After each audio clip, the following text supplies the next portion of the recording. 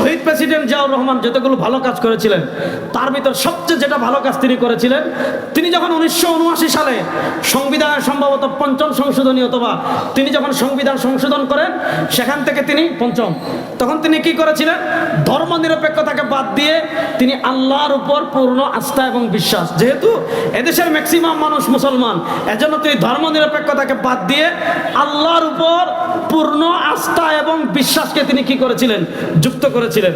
ওই যে শহীদ জিয়াউর রহমান 1979 সালে যুক্ত করেছিলেন, 2008 সাল পর্যন্ত 2008 সাল পর্যন্ত আমাদের সংবিধানে এই কথাটা ছিল, আল্লাহর উপর পূর্ণ আস্থা এবং বিশ্বাস। এই 2008 সালে আওয়ামী লীগ যখন ভারতের আশীর্বাদ নিয়ে ক্ষমতায় আসলো, তখন প্রধান বিচারপতি ছিল খায়রুল কবির, আমি খায়রুল হক না, খায়রুল হক। আমি 2024-এর জুলাই আগস্টের গণবিপ্লবের পর আমি ঢাকায় বক্তৃতায় 4-5 দিন পর আমি বক্তৃতা করেছিলাম।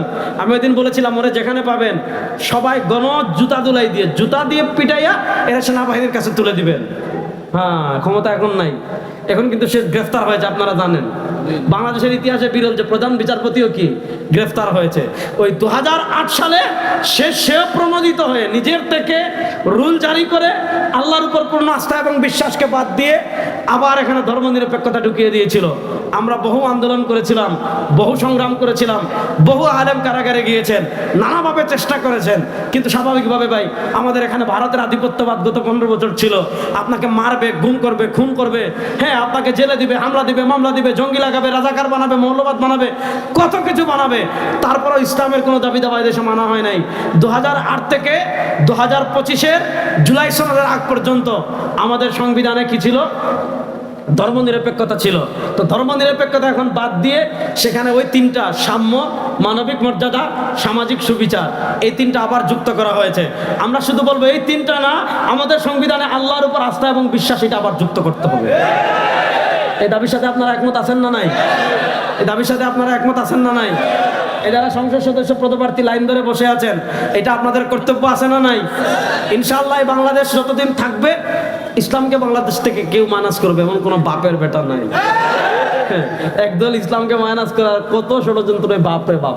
আমাদেরকে ডাকতো, বলতো হুজুর ভারতের বিরুদ্ধে বলবেন না, শেখ হাসিনার বিরুদ্ধে বলবেন না, ধর্মনিরপেক্ষতার বিরুদ্ধে বলবেন না। ঠিকই পলাই গেছে সব। বাংলাদেশ থেকে যারা ইসলামকে মাইনাস করতে চাইবেন আপনারা পালিয়ে যাবেন, আমরা এই মাটিতে আছি, থাকবো ইনশাআল্লাহ। এই মাটি থেকে আমরা একদিনও যাব না ইনশাআল্লাহ। এই মাটিতে আমরা জন্মগ্রহণ করেছি, এই মাটিতে আমরা ইসলামকে ধারণ করে এই মাটিতেই ঘুমাবো। যারা বাংলাদেশ থেকে ইসলামকে মাইনাস করতে চাইবেন, রব্বে কাবার কসম করে বলি, একদল পালিয়েছে। আগামীতে যারা ইসলামকে মাইনাস করতে চাইবেন আপনারাও পালিয়ে যাবেন।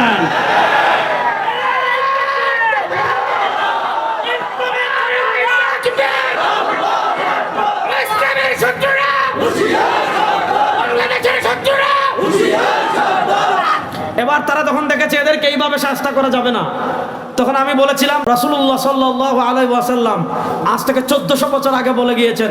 সহিহ বুখারীর হাদিস, একটু মনোযোগ দিয়ে শুনবেন।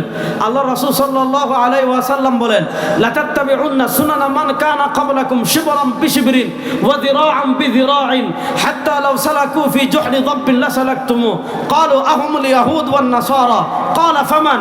আল্লাহ রাসূল সাল্লাল্লাহু আলাইহি ওয়াসাল্লাম বলেন, লা তাত্তাবিউন্না সুনানা মান কানা ক্বাবলাকুম শিবরান বিশিবরিন ওয়া যিরাআন বিযিরা। আমার উম্মার ভিতরে এমন একটা প্রজন্ম এক সময় তৈরি হবে, আমার উম্মার ভিতরে এমন একটা দল এক সময় তৈরি হবে, আমার উম্মার ভিতরে এমন একটা লেয়ার এক সময় তৈরি হবে, আমার উম্মার ভিতরে এমন একটা শ্রেণী, অর্থাৎ উম্মা এমন এক লেয়ার তৈরি হবে, উম্মার ভিতরে এমন একটা জামাত তৈরি হবে, উম্মার ভিতরে এমন একটা স্তর তৈরি হবে, লাতাত্তাবিউন্না সুনানা মান কানা ক্বাবলাকুম শিবরান বিশিবরিন ওয়া যিরাআন বিযিরা। যারা প্রত্যেকটা কদমে কদমে, তার নাম হবে আব্দুল্লাহ, তার নাম হবে আব্দুর রহিম, তার নাম হবে আব্দুস সামাদ, তার নাম হবে মুহাম্মদ, তার নাম হবে আহমদ, তার নাম হবে রেজাউল করিম, তার নাম হবে অনেক সুন্দর সুন্দর। কিন্তু এই উম্মার অবস্থা এমন হবে, লাতাত্তাবিউন্না সুনানা মান কানা ক্বাবলাকুম শিবরান বিশিবরিন ওয়া যিরাআন বিযিরা। উম্মাহ প্রত্যেকটা কদমে কদমে, উম্মাহ সব ক্ষেত্রে সব জায়গায় উম্মাহ কি করবে? ইহুদি খ্রিস্টানদের অনুসরণ করবে। অনুসরণের মাত্রা কতটুকু হবে? আল্লাহ রাসূল সাল্লাল্লাহু আলাইহি ওয়াসাল্লাম বলেন, হাত্তা লাউ সালাকু ফি জুহরি যাব্বিন লাসালাকতুমু।